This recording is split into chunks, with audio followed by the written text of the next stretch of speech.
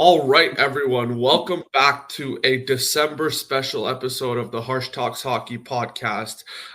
We have a wonderful episode. We've got Adam back on the show, frequent guest of the show, and we'll be discussing some Olympics, some international hockey. We'll be discussing the rise of the young stars and some hot and not so hot teams in the league. So, Adam, welcome to the show. Thank you for coming back. How are you doing? I'm good. I will never hesitate to come on and talk hockey with you, my friend. And it's Perfect. crazy to think, I don't think November actually happened. It feels like the season started and now we're nearly at Christmas. It doesn't feel Yeah. real, to be honest. Essentially, and a lot of things not really going as they seemed in the season so far. A lot of the established teams not doing as good as they would have. And a lot of young teams have just come up out of nowhere. So it's exciting to see the transition there. Speaking of, let's get into our first topic. I want to talk about, two of the league's hottest players right now who everyone totally expected, Macklin, Celebrini, and Connor Bedard. Like, where did this come from? I'm looking at the points right now, and it's McKinnon at first, and we'll get to him in a bit with 46. And then Celebrini has 40, McDavid has 40, and Bedard has 39 points. And not only that, just to point this out, Leo Carlson's fifth with 36. So, I think it's safe to say the future is here. What can you say? What are we seeing out of these young teams so far? We've talked about, it's been a big talking point kind of around the NHL fandom for a couple of years about how it's becoming a young man's game. And obviously, there's kind of been some objections to that with how well Crosby and Ovechkin continued. But even this year, I think, side note, I think everyone thought this is going to be finally the year Ovechkin, disappears. And he's on pace for 40 again. But, Mhm. it's funny that you mentioned Leo Carlson, too, because I was looking at there was something on Twitter today. I forget who put it up, but it was basically the point jumps of what players have the highest sort of improvement in point totals, and guys Mhm. like Carlson and all that were up there. When we kind of think about it, I don't think we should really be that surprised because, the Ducks, listen, it was a dark age for a bit there, but Leo Carlson was always going to be a top 5 pick. I think people were shocked when he did go. I believe was number 2 in that draft, ahead of Adam Floujeh, but a very highly thought of player. Celebrini as well. I just think it was hard in that rookie year when I think he missed a bit of time with an injury, and then you kind of look at the Sharks in total last year. And Bedard was getting a bit disrespected around the league last year, but let's not forget the way his offensive ability was being talked about in his draft year. I remember for intermission at the time when we had, I think it was a joint award show piece, and every single one of us tried to find ways to not give it to Connor Bedard automatically.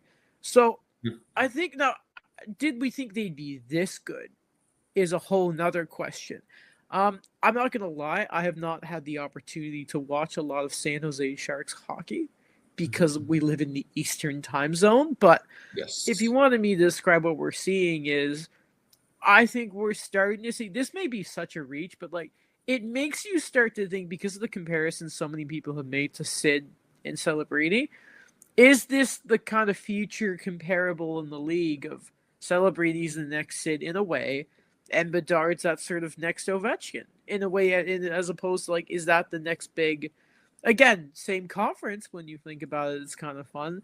I Mhm. wonder if kind of this is the sort of turning of the leaf. I think we originally thought that with McDavid and kind of Matthews in that, but I wonder if these guys are kind of here to be like, no, no, no, we're here too. I don't recall the last time the NHL landscape had this kind of shift. Um, and damn, is it exciting. Mhm. Yeah, and I think part of it's also just the fact that, like, I'm not sure as much about the Sharks, but I know that a lot of the issues was that it felt like Bedard was kind of on an island all Yes. alone performing, but now Chicago's been able to put together some sort of squad around him. Spencer Knight looks great in net. Um, Frank Nazar looks like another young star on that team. Bertuzzi looks good on his wing. Teravainen looks better on that team. So it feels like there's just a lot more around Bedard that has gone better too. And he just seems to have rounded out his game a little better. I know he's is a smaller sized player, but he's been able to sort of round out his game where he doesn't mind getting physical. I remember watching that game against Anaheim, and he was jumping into every scrum, that was there, that he was on the ice for, and sort of getting under the player's skin. So I think the other interesting thing to see is how Bedard has sort of rounded out his game a little bit more, and how the team around him has gotten better. I haven't had a chance to watch as much San Jose hockey, but I'm starting to see a lot of the Crosby comparables. If you want to know for a fun fact, speaking of aging, Crosby's on like a 50-something goal pace right now. I saw that. We as fans need to continue to savor every moment we have with him, because it is sad to think that we only have so many more years of Sid like this.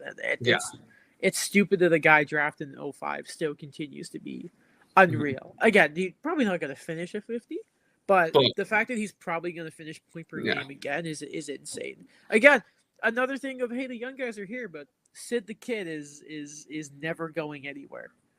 And he's still chugging along. He's got 18 goals on the season already, which is awesome to see. But yeah, I think it's interesting to see, because like we sort of thought it was going to be like a McDavid Matthews is like the resurgence of that, but they've sort of not really found that same level of competitiveness. I guess one being on the West and one being in the East, they both don't really get to go head to head as much. So I think seeing Celebrini and Bedard, take up that resurgence is sort of an interesting sight to see, because they are not only just the future of,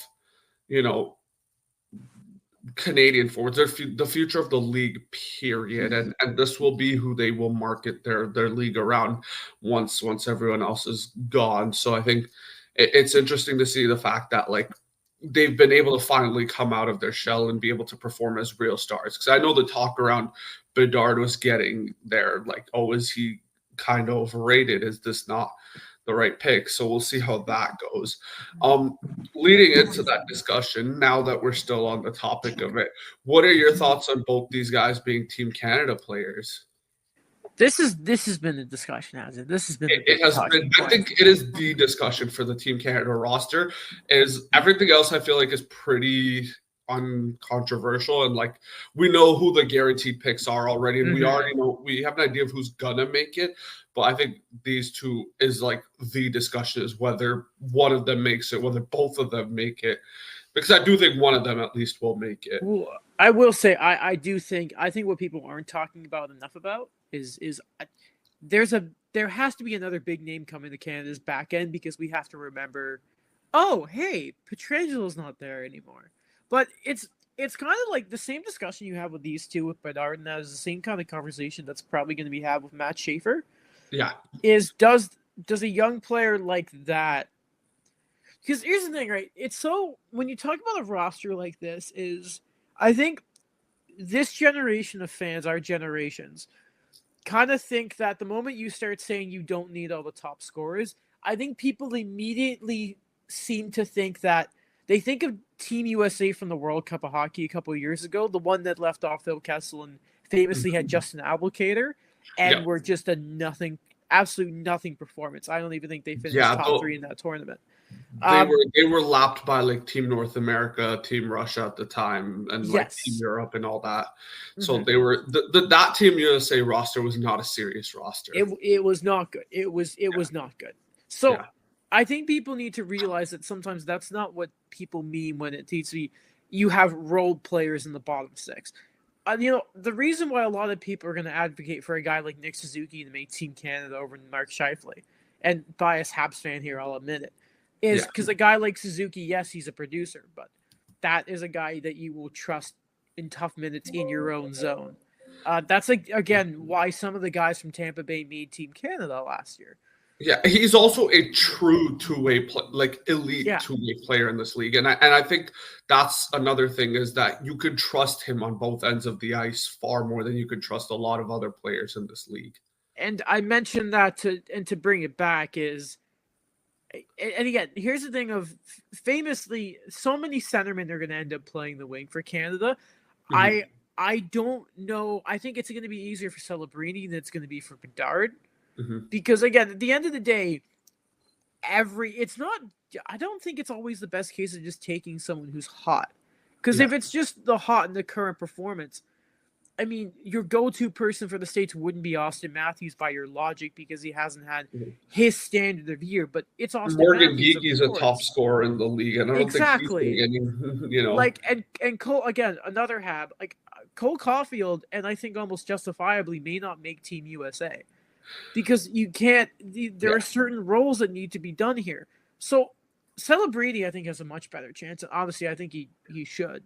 And I know a Yeah. lot's been made about even like a guy like Tom Wilson making it, but I really do think Celebrini has a better shot, and I think he kind of should. But like, I don't even think, even if they don't play, I don't know the exact rules off the top of my head about long lists and that, but Yeah. would it be the worst thing just to have them around? Like, this Yeah. isn't a case of like early 2000s. I think it was like, was '04 Salt Lake City? I don't know. This is a bit, again, I was 5 that year. But Yeah. this isn't like the terms of like Crosby being left off the team in Canada or too stuck to the old regime. I think they've got an embarrassment of talent here, and no matter what, good players are going to be left off. But like Celebrini, I think because of how more rounded out his game is, I think is a much better shot than Bedard. But like, let's make this very clear.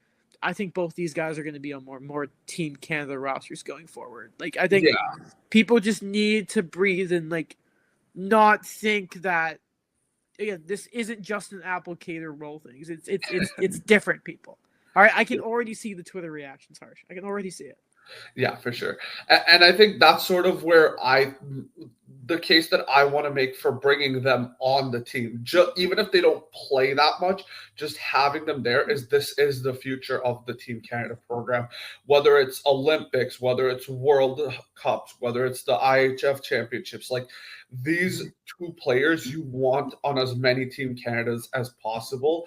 And I think the justification for bringing them around is not only to get them accustomed to the program, but sort of setting the face as like, hey, this is all going to be you guys someday. So like, I think that's a good case for bringing them along. And on the back end too, like, I think the conversation around Schafer is a little bit more questionable for me because I'm trying to figure out, is there like Canada has to have, you know, a good enough roster because the defense is what terrifies me the most when it comes to like matchups. I think the U.S. line to line is as good defensively as Canada, if not better, in some instances. You got Cale McCarr and Taves. That's your set number one. Yeah. Yeah. Harley probably makes it back, and I'd like to see Schafer and Harley as a you know defensive duo because I feel like they're going to be really fun. And Would then John Cooper go too young D like that though? That he would seems not. very anti-Canada. Yeah, I was gonna say he Very would. anti. It would be really fun because I feel like they would just be such a good like entertaining duo to watch together on the ice, but they would never do it. And then you got Theodore, I guess, It and would probably. I think he's slam dunk. Well, yeah, then Theodore's gonna make it. a name people are forgetting, and I would put money on him making the team again. Is Pareko. Pareko, yeah. Here's the thing, though, and this is one thing, and I guess we could sort of tie this into like the more general Team Canada conversation. Why is it Jacob Chikrin getting more eyes on him? He's had a great season as a defenseman. Is he Canadian? Yes, Oh, I believe so. I believe Jacob Chikrin is Canadian. well, he's a left shot though, isn't he? I think that's what it is. But There's like, a lot of left shot talented guys. That's the yeah, thing. let's see let me pull up his stats from this year because I think from what I've heard, he's had a pretty good year as a defenseman. So yeah, he's got 24 points in 28 games. He has 10 goals this season already. Yeah. Yeah, he's it's just another. It's tough, man. It's tough. Yeah. I Like, Schafer's kind of the same way. I don't think it would hurt to bring him. And the role thing is he's playing all the hockey right now in the island, in the island, like all of it. I think of all three of them. I think Schafer actually kind of being left off when I think about it. I think maybe the most egregious one, but it just depends on then who are the D who get set ahead of him. All right. So he is American born, but he is a Canadian. That's what it is. So I don't know if he plays for Team Canada or Team USA, because he's competed with Team Ontario in the 2014 U17 hockey tournament, I guess. He's like played for Canadian teams, but I guess he is born in Florida. Mm-hmm. So where does that sit him? That's good, because I don't see any World Junior stats for him, so I wonder. Yeah. That's a very good question. Yeah. That may tell us all we need to know. Because again, also to their detriment, Team Canada kind of like their guys. Also, something that kind of came to me, by the way, that may kind of help, by the way, one of Bedard or that make it. If Braden, I know I'm saying this as his head coach is running the team. Braden Point, who I have in fantasy, has not been good this year. Has not. And if you want an undersized skill forward, Bedard may take his spot. Yeah, I'm probably Braden Point was named like the original 6 that were named in the beginning. Oh, was he? Yeah, so it was Crosby, McKinnon, McDavid, Makar, Ryan Hart, and Point, I believe. Okay. Yeah, so I think he's already on the team. And to be fair, I would still maybe consider bringing him on. I'm just it's trying Braden Point at the end. It's Braden Point at the end of the day. He's a Stanley Cup winner. Like there's certain things about this guy that you just can't leave him off, you know? Yeah. Yeah, so like how would you ideally, looking back at these defensive pairings, how would you set these pairings up? So you got Taves and Makar. Yeah. What do you do down the line? I guess it's Theodore Parayko. And then I don't even like that. I don't like that. Yeah, so like what? Because that's where it is. I'm like, I know that Canada has guys. That's not the issue. It's just how do you set them up, and if so, where does Schafer fit in that picture? Because I know Harley's probably coming back. Sure. Well, and again, Josh Morrissey too. Josh Morrissey is. Yeah, you know what? That's the name I keep forgetting. Okay, Morrissey is the one I keep forgetting. Man. Yeah. Plus, even like I'm not sold yet if Drew Doughty doesn't make the team. I don't know if he should, but like they love their guys. They do. Seriously, dude, losing Pietrangelo puts a weird spot. Yeah. And Loki, he was at the camp. Mm-hmm. Noah Dobson. Yes. Have I mentioned my third hab? Yes, but my argument is you can tell me better than anyone how Dobson has looked in Montreal so far. He's been good. Obviously, he has a few defensive hiccups, but like low key, Noah Dobson doesn't get enough good headlines. By the way. Yeah, for sure. I was gonna say he was at the preseason like little camp thing they had. So I say this because he's on their radar. And Dubas and Brisebois were at the last Habs game. Their win over Winnipeg. They were there. So like I kind of mentioned again, my whole thing is again, we know Hockey Canada, going back to the Babcock days. Love having right D proper. And the reason I mentioned Parayko is his GM's running the team. Like this is why Bennington's making the team. Like let's be honest. Yeah, for sure. So if to me, because maybe, again, I don't know how Drew Doughty has I'm not going to look at the stats and assume how well Drew Doughty's been. Because if there's one guy who just... I feel like what keeps Drew Doughty in the game nowadays is putting on that maple leaf. Like, he cares. If there's one thing you cannot deny about Drew Doughty is I don't know how many players love playing internationally more than him. Oh, yeah, for sure. So I wonder if you do a Theodore Dobson on the second pairing. No, even because then how do you not have Thomas Harley on the side or Morrissey? It's so difficult to balance out. You know what I mean? Yeah. It's actually like thinking about it. Here's another. Let me throw another name in the wrench. Evan Bouchard. Does he? I don't think he makes the team, but he like the way he's performed in the playoffs before. At least gives him some eyes. I don't think he makes the team. He needs to be sheltered. Well, I mean, he's not PP1. No, for sure. You have better names for that. And who's PP2? Could be Harley. Like again, there's they won't have that problem. Hell, they could make Mitch Marner run the second power play if they wanted to. So I guess Bouchard's probably not making the team. As sad as it is. It's tough. It is. Yeah. So like that's where it is. Where do you set up like down the line? I guess who does Morrissey play with then? Like, do you do Morrissey and it may end up being him and Parayko. Yeah, like do you do Morrissey, Parayko, and then Theodore Harley? Oh my god! There's so many ways this duo could go, or these lineups could go. Theodore Doughty, let's go.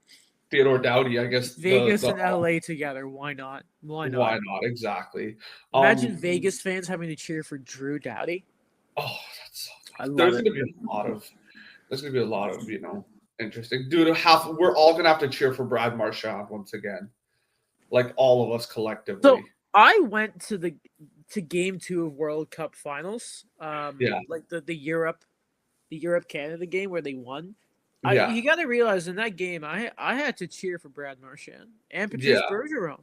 And you had him light up the Bell Center during Four Nations last year. Exactly. It's tough. It's a weird feeling, man. It's a very strange feeling. But I mean, we put it aside for national pride. Yeah. Here's the thing. Brad Marchand probably makes the team, right? Like he's I don't think it's a question. Yeah, like he will probably have to. He's been Florida's best and arguably only forward on the team right now. That's like because I saw the Leafs Panthers game a couple of days back, and I don't recognize like 90% of the players on that roster by look.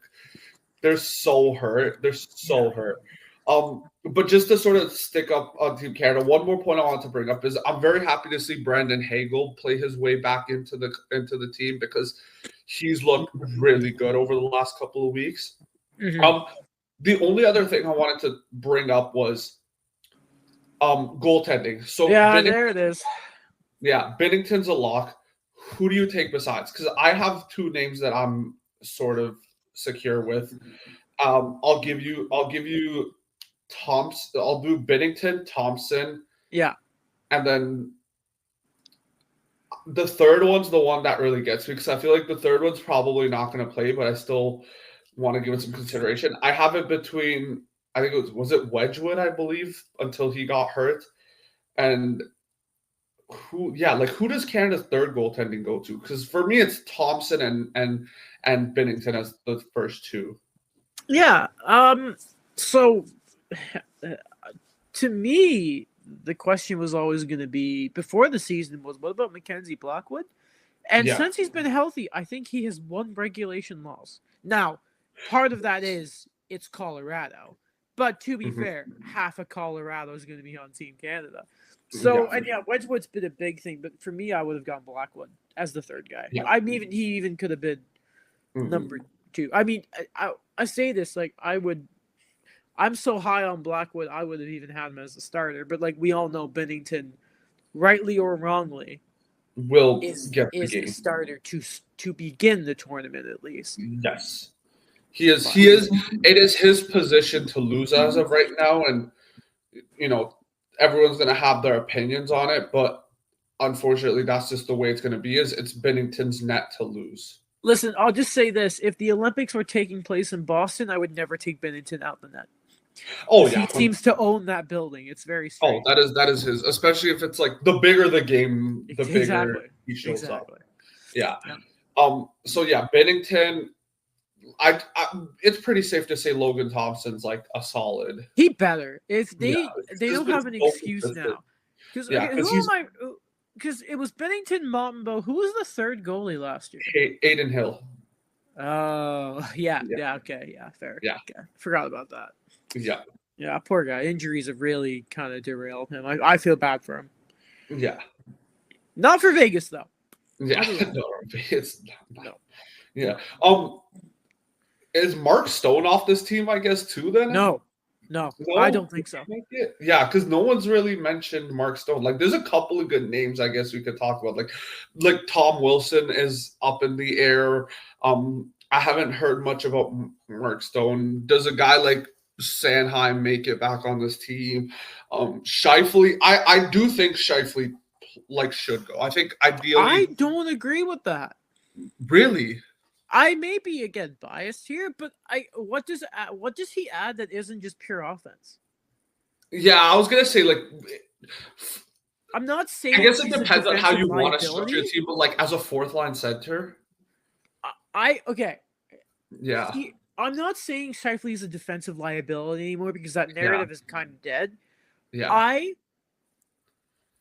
don't care if this is bias. I don't care.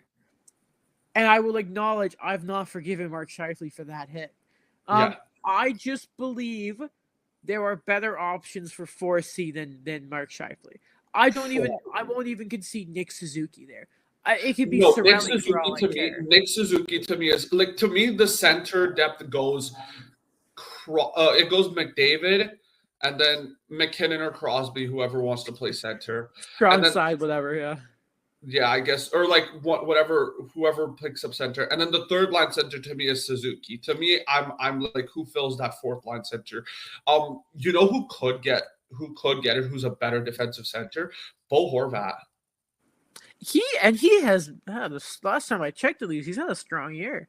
Yeah, that's what I'm saying, and like to put him, he's a pretty solid two-way player. But like to me, that's another interesting position. Who plays 4C for Team Canada, and how does that, because that dictates how that line is going to look, I guess. I find it very hard to believe Cirelli won't be on the team. I don't Very hard to believe because Cooper knows him. We got to remember this is Brisebois, and now obviously we will remind for younger people. Yeah. Tampa Bay management do have a history of pissing off their own players and not putting Marty St. Louis. Hello, never forget. But I find it hard to believe the coach who went to, I don't think Cirelli was on the team that lost to Chicago. So I think a guy who's been to 3 finals with him, 2 cup wins, 4 nations. 4 nations. I find it hard to believe until I see it. I don't believe Cirelli's off the team yet. Yeah. All right. Fair enough. It's hard for me to accept that at this point in time. All right. I guess continuing on the discussion, I want to talk a bit about Team USA for a second too. Oh God. I guess in that case, because we are both Canadian, so we are going to be cheering for Team Canada. How terrified should we be of Team USA? Because right now it looks to me like they're kind of hurt, and a lot of their big names are, still recovering on their way back. Like, does Jack Hughes come to the tournament? What a he is in a healthy scenario. He does, but he's got that weird freak injury with Glass. And then Matthews hasn't looked his normal self, but he'll still make it. Tkachuk is probably recovering, like Matthew Tkachuk, and then Brady's just gotten healthy, and like those are pretty big names for me. So unless I'm forgetting any other injuries on like the back end, how bad is Adam Fox? Because we went down, didn't he? Yeah, I believe Adam Fox is also hurt as far as I'm concerned. I'm not sure. And I know Winnipeg downplayed it, but anytime a goaltender gets surgery upper body season, I get kind of concerned. He's on LTIR. Fox is? Yeah. Oh, okay. It's weird. I was actually thinking about this the other day. I still think Team USA are the favorites.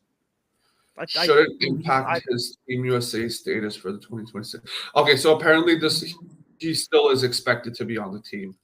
Yeah, listen.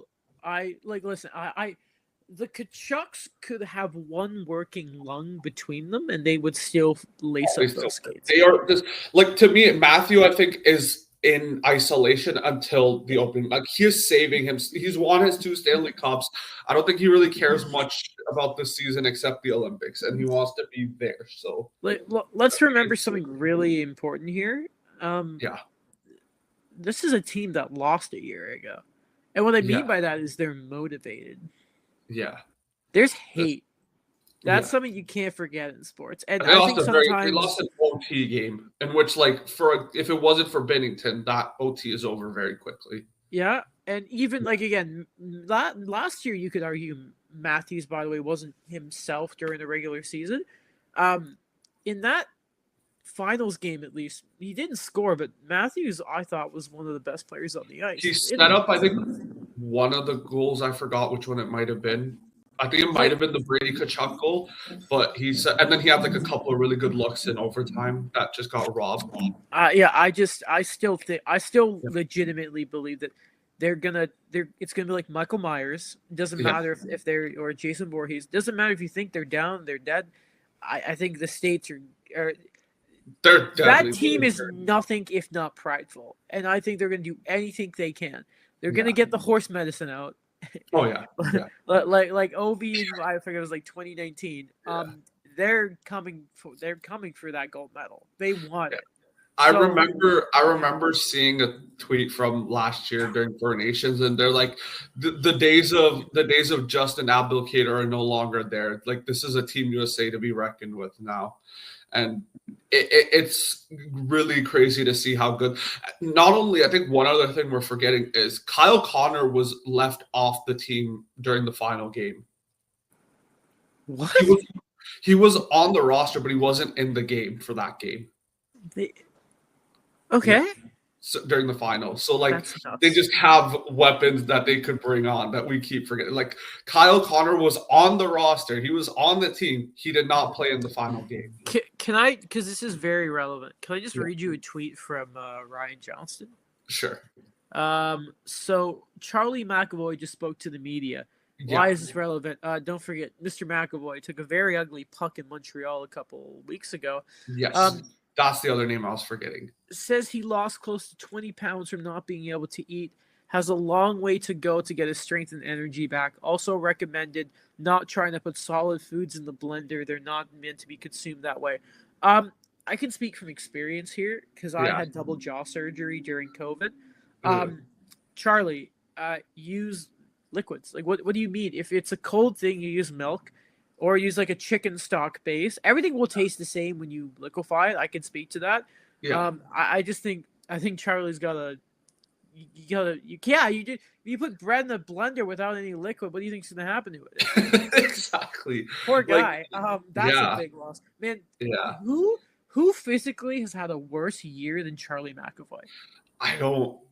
Like, think of Four Nations and how that basically ruined the rest of his season last year. Yeah. A freak accident versus the Habs. I feel awful for McAvoy. Yeah. All that, and they're still second in the Atlantic. I hate the Bruins. I hate them. I was going to say, you know what, let's talk about the Bruins for a second. Have we ever seen them be bad in our lifetimes? Like, I'm... 1 year. Have they ever been bad for have they gone through a rebuild in our time of viewing hockey? Like, I will say, to me, the 2011 finals were my mainstream introduction to hockey, and I haven't looked back ever since. I don't think I could remember a time. Like, I watched that finals. I became a Blackhawks fan really early during hockey, so I'm familiar with the Bruins then too. I'm a Leafs fan, so I'm familiar with the Bruins then too. Like, where have they ever gone through a bad, not even just a season, like a stretch, like a couple of seasons where they're rebuilding or even retooling? I don't think so. Yeah, they've made. We're considered Gen Z, right? Yeah.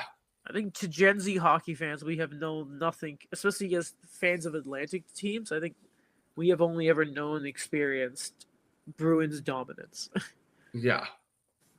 With Morgan Geekie. Come on. Yeah, notorious superstar Morgan Geekie. Is shooting at like 30%. God, dude, that's insane. Bless him. Yeah, that is insane. I guess before we wrap up just the Olympic talk, is there any team outside of Canada and US that you think is a serious competitor for gold? Like to me, No. Sweden's a solid roster. No. Finland's a solid roster. Like, do you think there's any dark horses that could surprise us and actually make a push? Because listen, I want to. I really want to respect the other country, but no. Like Finland. And I guess the only reason I'm gonna ask is because, like, to me, and I know it's a very short tournament, so it's hard to say. Four nations felt closer than it turned out to be. Like Canada, Sweden go to overtime in the first game. If Canada loses that game, I don't think they're in the finals with the way that tournament came out. I am trying to rewind. I think early in the tournament there was concern about Bennington. I remember that. Yeah, for sure. I just don't. It just doesn't. I could sit here and try and explain Sweden's defense, Finland's structure. I just feel like I would be insulting everyone. I can't do that. I, in good faith, cannot do that. If you want to, go ahead. I just don't. I would be lying to myself. Yeah, and that's fair. I'm trying to make it seem like it's not a 2-horse race in this tournament, because I want to see like a come up story. I want to see like, Pasternak drag Czechia to like a semifinal, or like, see, I don't know, Draisaitl and Stützle drag Germany to like a bronze medal or something, So like, yeah. There will be something like someone will get caught. But like, but no one makes their case in front of these two teams. The only reason is because I think Sweden has top to bottom not like, to me, what sets Canada and US apart is the high end talent, but I think Sweden has some good depth. Their lines are Kempe, Carlson, Nylander, Forsberg, Pedersen, Broad, Landeskog, Eriksson, Raymond, Eklund, Zibanejad, Ricard Raquel, and then William Karlsson and Lindholm. I'm putting Karlsson or Lindholm over Zibanejad in this situation. Their defense would be Forsling, Dahlin, Hedman, Karlsson, Ekholm, Rasmus Anderson, and then Hampus, Lindholm, and Brodin are your extras. And then in net, Forsberg, Gustafsson, and Wallstedt, which is a phenomenal 3 goalies. At least a phenomenal 2, and I don't know how Markstrom's been. I think he's been good. I'm talking like health-wise. I think Markstrom's hurt, if I'm not sure. I thought he was back. Yeah, okay, he might be back, so I might be wrong then. Yeah, like, to me, like, that looks like a roster that can give Canada or US some trouble. All I'm going to say is one of USA or Canada are going to really have to choke. Now, watch Sweden win gold and we look silly, but it just feels like I feel like Sweden's story every year is we look great, we have potential, and we fall at the finish line. Yeah. Heck, even Switzerland has a somewhat decent roster. Fiala, Hischier, Khrushchev, Meyer. Okay, yeah, I'm getting ahead of myself. I'm getting ahead of myself. All right. Let's talk about some news around the league. Have you seen any flaws from what looks like an arguably perfect Colorado Avalanche team? That just, other than losing to the Islanders last night, which is like the first loss in 12 games. Harsh. Do you know who Colorado played last weekend? Last weekend? Yeah. No, it was the Habs. It was the Habs.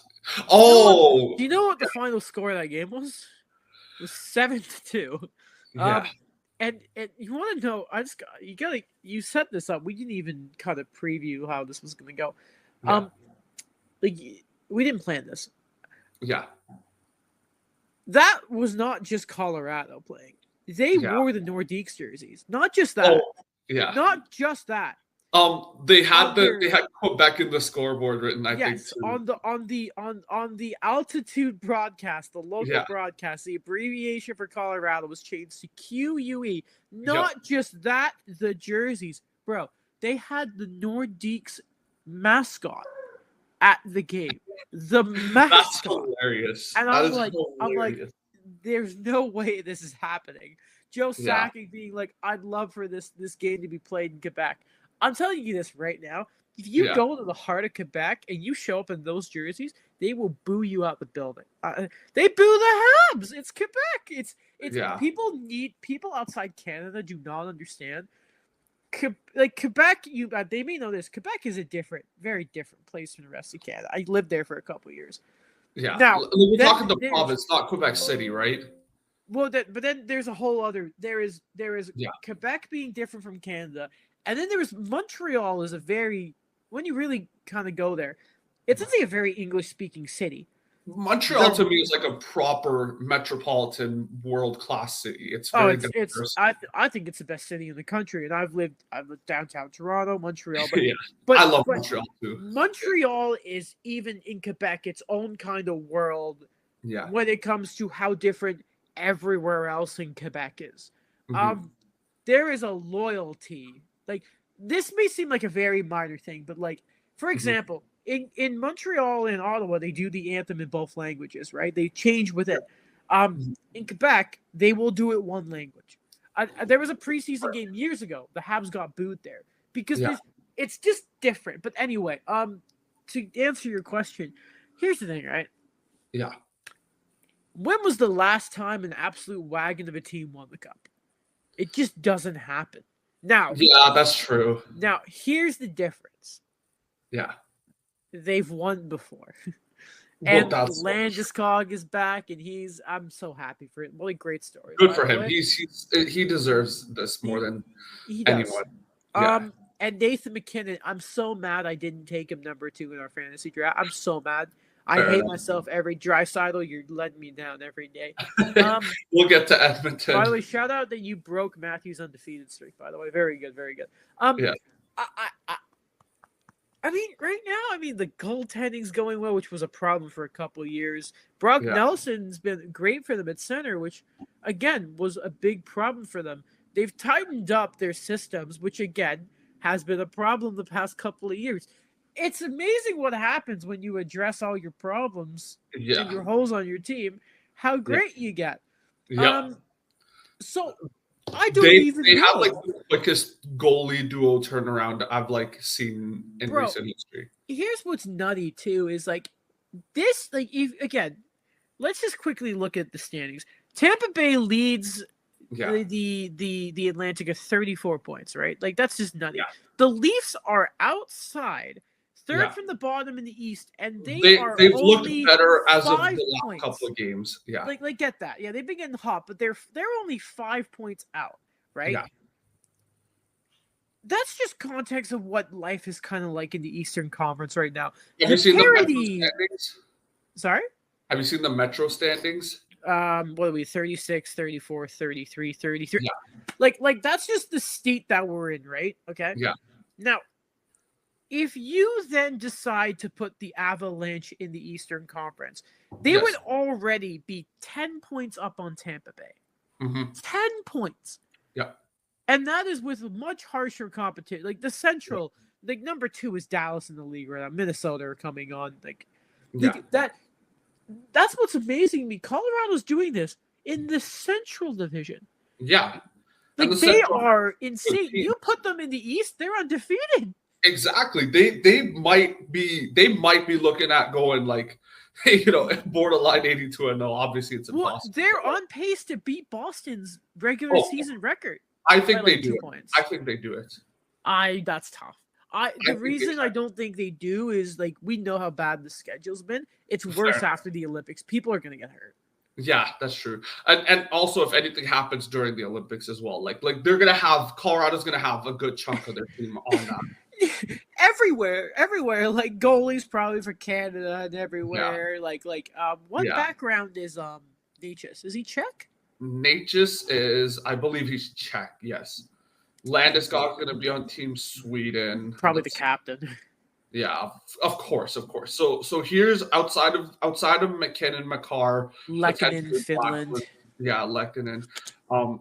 Landeskog's going to play for Sweden. Lehkonen's going to play for Finland.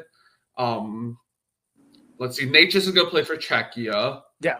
Yeah, there we go. And basically that's a good chunk of their entire team. Yeah.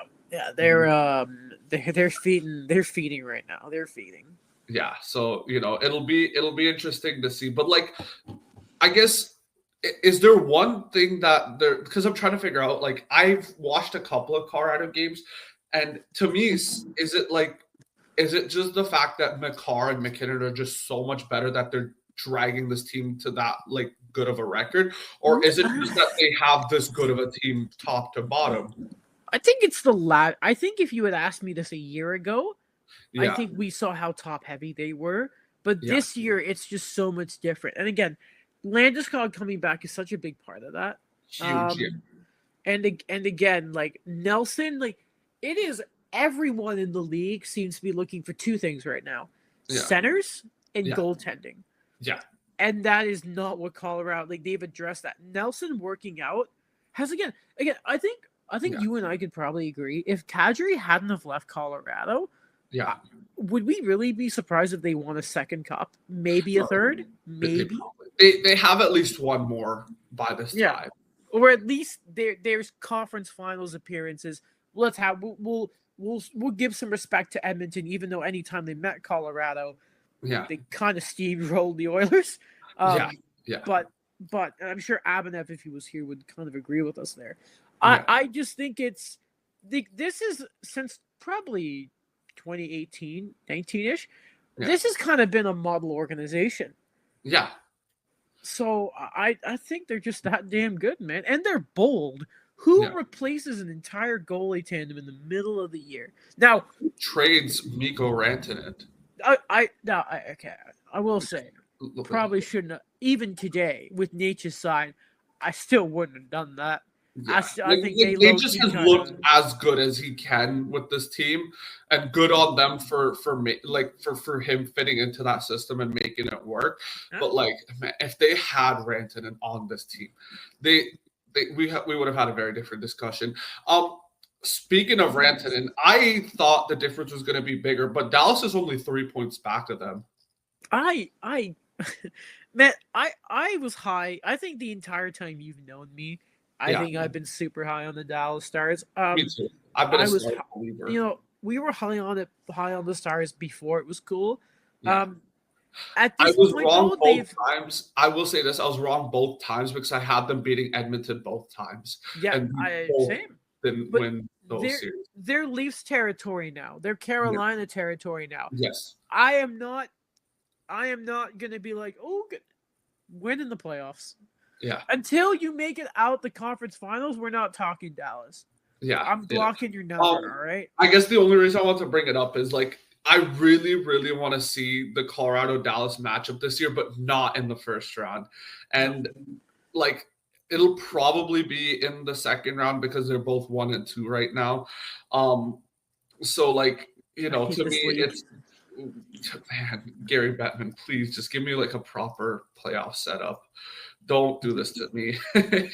just make it 1-8, man. Like we deserve a Colorado-Dallas conference finals. If I have to see one more Leafs insert Boston Tampa series in the first 2 rounds again, I'll actually cry. Those are the top 2 in the Atlantic right now. So it's the Atlantic, but before we get to the East, the other team I want to bring up was Minnesota seems to be doing much better in the last couple of days. Okay, man, can I want to mention this, right? Yeah. Because everyone has been revising the Minnesota trading up to get Wallstat. Yeah. If I could find the text from the draft, I would find them. Because I said this the moment Edmonton traded that pick. Yeah. I was so convinced they were going to take Wallstat in that draft. On my life, I swear, I said this at the time. I was like, there's no shot they don't take him. And they made that goddamn trade. When they initially, I was like, oh, okay, maybe they don't think someone. No, Minnesota. And remember, at the beginning of the year, before they actually brought up Wallstat, the Wild were kind of crap. Yeah, no, they had a terrible October. They gave Kaprizov all the money and were trash. Terrible, which is so bad because I love Kaprizov and Minnesota. I love that franchise and that fan base because I think They deserve so much more. Like Minnesota's a great hockey city. Great arena. I really want to go to a Wild game. Yeah, me too. Great And I'm so excited to see the World Juniors being held there. It's going to be so much fun. And so, like, they deserve so much better. And they gave Kaprizov everything, and they just started out flat. They were bad. And Wallstat has saved their season. It's 100%. insane how good he is. And they will, and Minnesota's duo is both going to play for Team Sweden. Like, those are the two guys who are going with Markstrom probably. Hey, I saw some TSN guys kind of compare. I gotta pay attention to this if I can catch a Wallstat game. But they're comparing some bases of his games to Carey Price, and I'm like, I saw that too because I watched the last couple of games. He is got flashes of like Price's play style. Oh, don't tease me, Minnesota. It's a high bar, yeah. Don't tease me. Yeah, no, the Central's an interesting division because it's Colorado, Dallas, Minnesota, Chicago, Utah, and then the bottom three are Winnipeg, St. Louis, and Nashville. I don't like. I know Hellebuck's hurt, but what's wrong with Winnipeg? I know you just saw them play Montreal. I haven't seen tons of Winnipeg, so what's been like their issue? The big thing is last year they were great at defending. Yeah. This year. No. It was. I'll tell you this. Eric Comrie kept them in that game versus the Canadiens. I didn't get to watch the third because adulting is hard, so I couldn't stay up because it was a 7:30 start. So like, you get to 26, you're working, and when you see a 7:30 start, you're like, oh, on a weekday, it's like, well, that's tough. That's tough. Be home in time. But yeah, they just don't seem to. They just can't seem to defend right now. Yeah, it's kind of weird to watch, to be honest with you. But I mean, like I don't like the Jets, so I'm okay with it. But that sucks. Yeah, it's not Hellebuck's fault. Again, I don't know how Comrie's been the entire year, but he wasn't the problem in that game. I guess, and I've heard from people who have said that like Comrie's a really solid backup, so I don't doubt that he's the issue. I feel like there's probably some deeper issues on that team.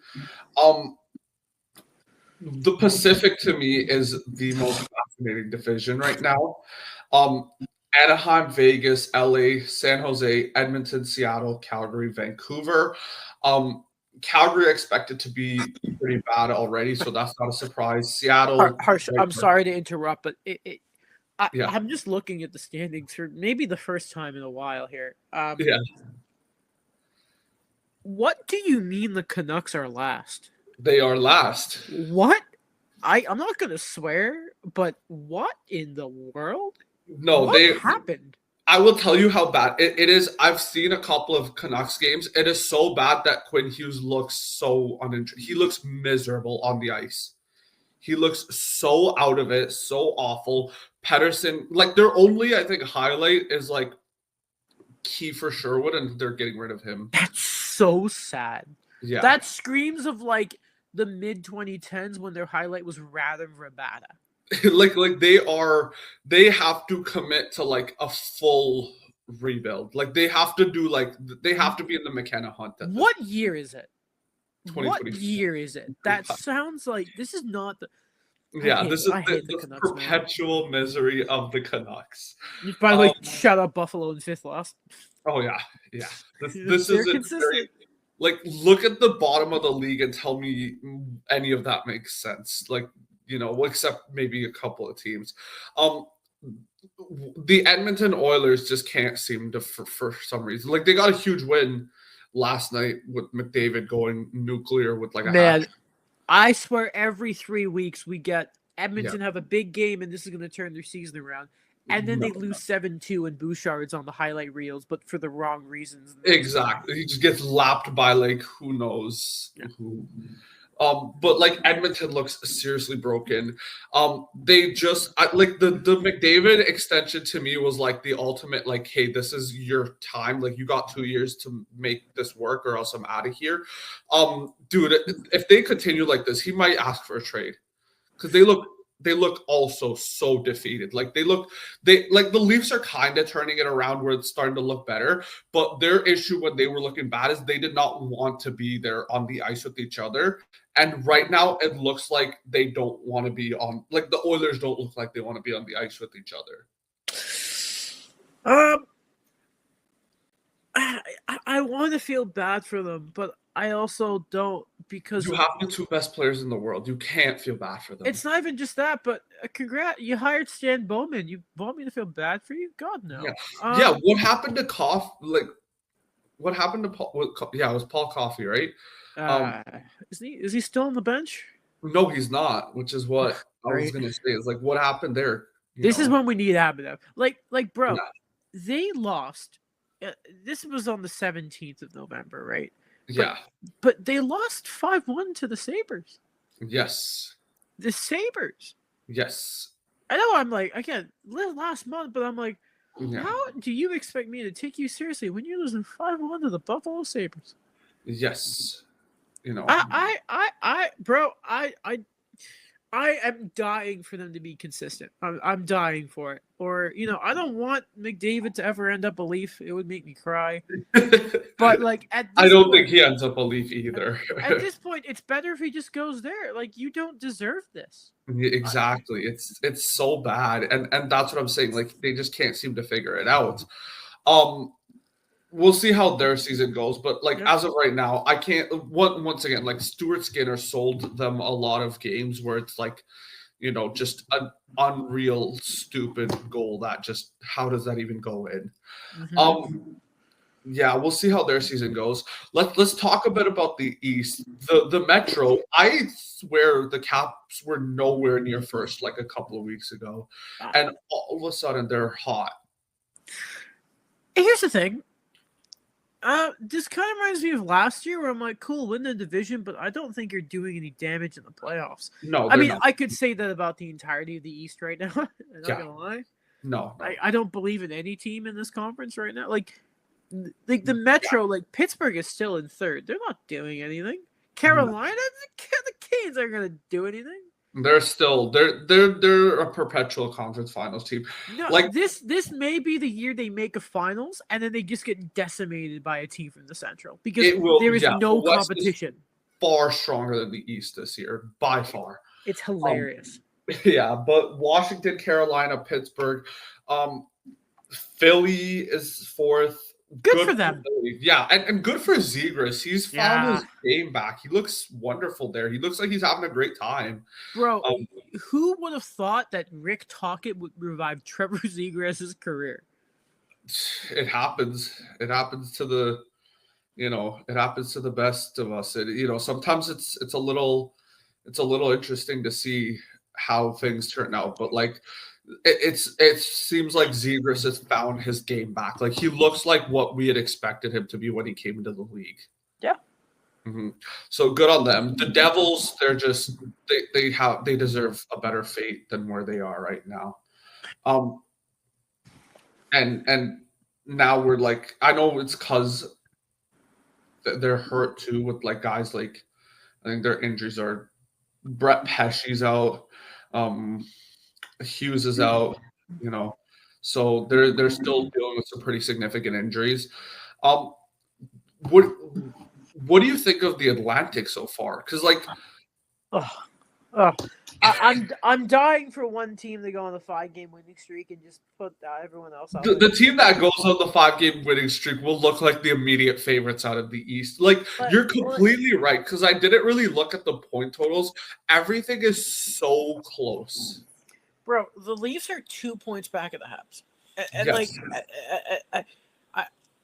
This makes me so like what do you mean the Detroit are about? You look every day and there's a shuffling of the Atlantic Division.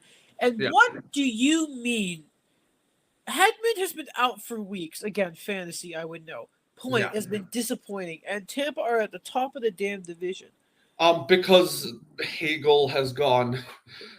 You just can't bet against some of the guys on this. You can't bet against the Lightning ever, I guess. Harsh.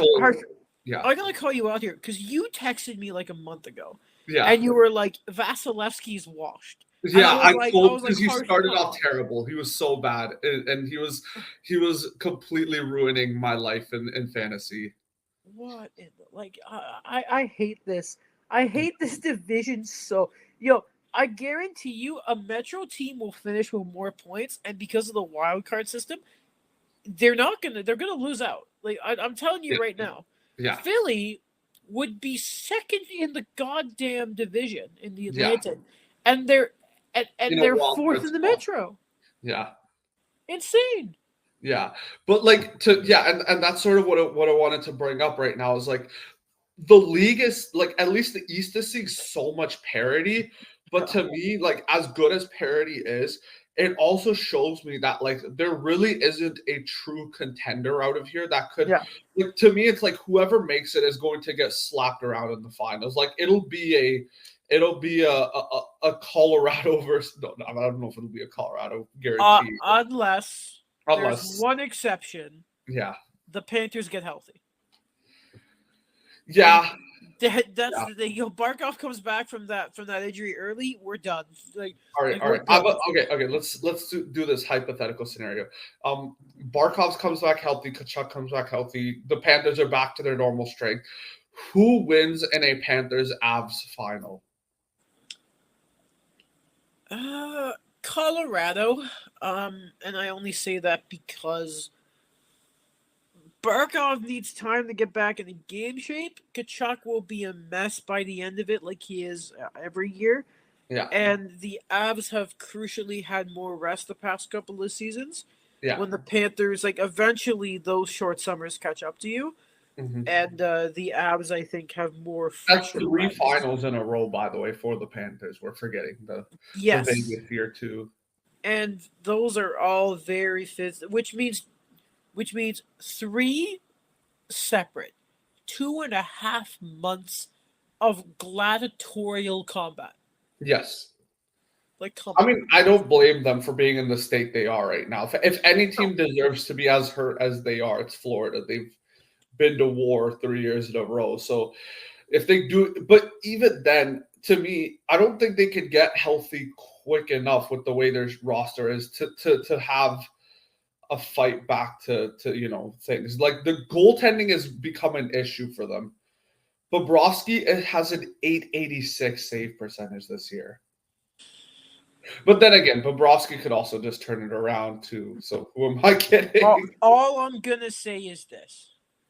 They are only 5 points away from third in the Atlantic. Yeah, and until I've seen it, they're the team to beat in the East. Exactly. Mm-hmm. Damn. Yeah. Yeah. Talk to me a bit about Montreal though. Like what has been their Oh, harsh. Oh, harsh. yeah. Oh, bro. Oh, I never thought I'd say this, but I'm so done with Sam Mamba. Oh, I think that's been a big collective story It as a fan hurts. base has done with Um, Sam Mamba. it's funny. Yeah. Um, how do I put this? Because they started like they got shot out of a cannon. It was great. But then here's the problem, right? Their expected goals was at the top of the league, and their shots per game were at the bottom. So you obviously know shooting percentage. So I was ready for that to come down to earth. What I was not expecting was they would come down to earth at the exact same time. 3 players got hurt, and all their Who's goaltenders lost hurt? confidence at the same time. Who's hurt on the roster? Line, Oh yeah. Newhook, Yeah. Goulet, Yeah. aka the winger who has had immediate chemistry with Demidov, Yep. their go-to power play scorer, and their most reliable defensive defenseman. You know how much easier my life in fantasy would be if Liney was just not hurt all the time. I could have. I put him on the team strictly because I was like, oh, if he's healthy, he's gonna tear it up in the. I gave you a choice too. I'm like, what about Pavel Dorofeyev? And you said no. I want Line. I know because I believed in Line. I was kind of shocked when you gave me Line. I was like, oh, this is gonna be great. This is phenomenal. It was only because I already had 2 Habs and I was like, I don't really want a third. Yeah, like I still have Slavkovsky on this team, but man, like he's been heating up. Well, that's just the thing is they're just Mm-hmm. Marty St. Louis needs to learn how to adapt in like mid game. It's getting a little frustrating. Mm-hmm. And man, I know I'm beating a dead horse, but like they need a center. They Oh, need a center. I I'm would. just praying that Nazem Kadri gets sick of Calgary soon, man. Oh, he would be so good in Montreal for that team. Like Oh, they would love him immediately. he would become a fan favorite immediately, and I think he would also do really good on that roster as well. Oh, I would go to every Leafs fan I know and I'd rub it in their faces, man. Oh, I'd be Go so for it. happy. Go for it. You I'd don't. love Kadri. I You love this gave guy. we traded him for Kerfoot and Tyson Berry. We don't deserve someone of country. That trade will haunt me forever. I loved him so much. Like not I'm only just from like thinking. an identity standpoint, being like a South Asian hockey player, but also just he was a dog. And I know his playoff woes are his playoff woes, but like man, he was a dog. Here's the thing. I think without him, the Avs don't beat St. Louis the year they won the cup. He came back with that injured thumb, and he was a Yeah. weapon. Yeah. I think he's gotten past that. Here's the thing: the Habs need a bit more snarl and a bit more pushback, Yeah. and he's exactly what they need. And I'm just saying, Nuhuk Demidov Kadri. Yeah. That's a line. That's a line. That sounds so good. I think you can make some damage with that. So whenever the trade gates want to open, Yeah. Calgary, because here's the thing, you always look at a history. Kent Hughes, go look up. He's made a few deals with the Flames. Yeah. He's made some deals. So, yep. Please. Yeah. But I just to me it's a contract situation. You're gonna $9 million. Do they have? Are they gonna have to do some salary retained or something around that? Because to me that's the only thing that worries me is that I think Kadri's cap hit's a little too high there. I would say, long term, line is up this year, so it won't be a thing. This year you can make it work. I don't see it being a problem. Yeah. And with the way the cap's going, I assume it's not going to become much of an issue. You have most of your critical core locked up. I think Caulfield, Suzuki. Yeah.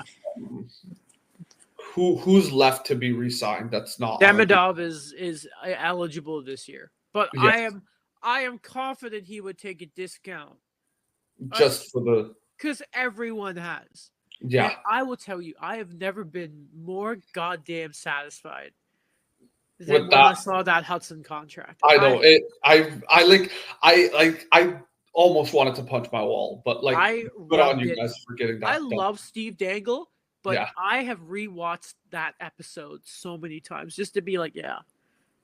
That's what it's like having your young core take discounts and wanting to win over getting money. Yeah, I know, and it's gonna look so good when you guys are like, well, I mean, to me, a healthy Montreal team with some better goaltending is a wagon.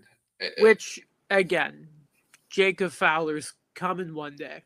Yep. He should not touch the NHL ice this year. For the love of God, let that man marinate in the. Let him. He's looked great. He's looked great in the minors. I do think how long is Montembeault the type of goalie where you kind of just have to work with getting him back up to speed, or is he is this just him? Bro, I'm done with it. I'm done with him. I don't care. I think it's better for him if he moves on too, because I think there's the added pressure of being a French Canadian goaltender in a French Canadian market.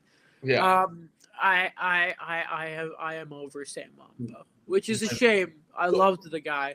Yeah, and he was on the Four Nations roster as well. I guess in that situation, is there an immediate fix to this issue? Who would you ideally want if they do decide to move off of Montembeault? Who takes that spot? To be honest, man, I haven't even really looked at what's out there. Because to me, the goalie market seems very Jari is, I think, the only other goalie available, and I think Edmonton's eyeing him pretty seriously. Binnington, I think, maybe gets moved, but I think knowing they have Fowler coming, I just don't see a world where any kind of locked up goaltender like that is an option. Yeah. I'm just trying to think who is out there, and I just haven't really committed to it. Because why not? No, he's like UC Saros is a pretty elite pick. I wanted UC Saros to go to Edmonton. I feel like they need a goal. Like if they were gonna fix their goaltending woes, I thought they should do it like with as good of a goalie they could find on the market. Mm. But to you, like if they do decide, okay, we're gonna trade Montembeault, is it like does Dobish become the immediate starter? I think so. Yeah. Yeah. I think they should have committed to that a couple of weeks ago. Yeah. To be honest, I think you go to Pittsburgh and you call them up and you ask for one of those gold, not Jari. I don't know if they would be willing to trade Artur Silovs, but like no, I think from what I've heard, it is Jari that they want to move because they have like 4 goalies on their roster right now. I think. Then I at this moment I don't know. I don't even know if maybe they. I don't know if he would clear waivers, but I don't know if they go and call up Capo Kakinen and give him some sort of shot. Yeah. But it is tough right now, man. It is. We need to know what other teams are doing and committing and seeing where the market kind of opens up. Yeah. Because right now, I mean, like, how does any Eastern team commit to selling at this point in time when the race is so close? Like, that's what I mean. We need separation. 100%. 100%. Yeah. Yeah, and like to me, that's the other key is the fact that like I'm totally, to me it's right now it just seems like the Olympics for a lot of teams is like the most important thing right now, and nobody's gonna do anything until then because all these stars are like getting themselves ready for that, and the East is so tight, and then the West is like there's a handful of really strong teams that have kind of solidified their spot. So I don't really expect us to see any movement. Like, to me, even the trade rumors have been so quiet. Like, Kiefer Sherwood seems like the only immediate move to be made. Awful. Once again, Vancouver, apologies for that fan base. And then outside of that, like, have you, unless I'm missing something, you haven't heard any like crazy trade rumors that look like, oh, this player is like on the move, or this team is shopping this player right now? Like everything's just been kind of, they're looking at maybe doing this. No, I mean, really, I'm just trying to think like who. Yeah. Well, I mean, if the shoe drops in Vancouver, you do wonder about Quentin Hughes, but I think everyone and their uncle kind of knows that no matter what. I think we all think long term the answer is New Jersey. Yeah. No, it's really just been like people. I think reports have always sort of been there is interest in looking for this kind of player, but the only kind of big names that are out there, I mean, even Calgary have kind of been like that famous, we need more Kadris, not trading them. Yeah. Yeah, it doesn't sound like there's been any real, again, because no one's committing. And again, you would think Calgary would commit to it, but then again, like, what the hell are they doing? Yeah. A team like them needs to embrace like a full rebuild, I guess, and like kind of just go with like Wolf, and I think who's like another young name that they have. Coronado. Coronado. And then who did they just draft that was like a top prospect? Perek, yeah, but he's still, I think, a ways out from he's kind of in Shane Wright territory that he's too good for the OHL. Yeah. But they can't do the AHL, which is so dumb. Yeah. So, like, to me, that's another team in an interesting situation. So I could see them like Nashville and Stamkos. To me, Nashville should move off of all of them. I think they should move off of like Marchessault as well. Because I don't think, because they took Ryan O'Reilly, they took Marchessault, they took Stamkos, they took, who's the guy on the back end? Was it Skjei? Yeah, Brady Skjei. I can't pronounce his last name properly. And I think not a single one of them has fit on that roster so far. Like, I think barring maybe Ryan O'Reilly when they played Vancouver in 2024, I think it was. And then was he on the team when they played Vancouver? I believe he was, right? I have no idea. I think he might have been if I'm not wrong. Because he was on that roster. He left the Leafs the year before. So none of them have worked out. So I think Nashville's got some. And to me, Stamkos is looking pretty spectacular to be like, hey, Chicago, I'm right here. He needs a center. Yeah, like He needs a center. Yeah, like put him on Bedard's wing and let's see how that goes. That's insane. Another interesting fit, and I don't think they'll do it because you don't mess with a good rotation. Put him on like the second line with Colorado, and because why the hell not at this point? You know what? I wonder if he would look good in Tampa's top 6. Oh, that'd be so funny. That'd be absolute. After it's not even just it's the way that dilemma all broke down and how like I think it was like Tampa was vehemently like, no, we don't want you back. Like, didn't he like want to stay in Tampa? I think it was a number thing. They really didn't like the AAV. Yeah.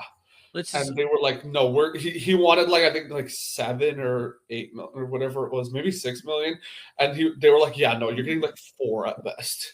Yeah, and they wanted to do the term thing, but yeah, low-key, he probably regrets that. Yeah, yeah, but I think we're at an hour 15, so it's been a pretty long episode. Anything else you want to bring up before we wrap up that we haven't talked about? Not really. Let's just say that, hopefully Italy can add 3 feet of ice. Yeah, hopefully. Oh, that's another thing. What are they doing with this arena? I've seen some stuff that apparently Rome is notorious for delays with constructions, but at the same point, who isn't? The Olympics are very famous for that. The World Cup are very famous for that. Yeah.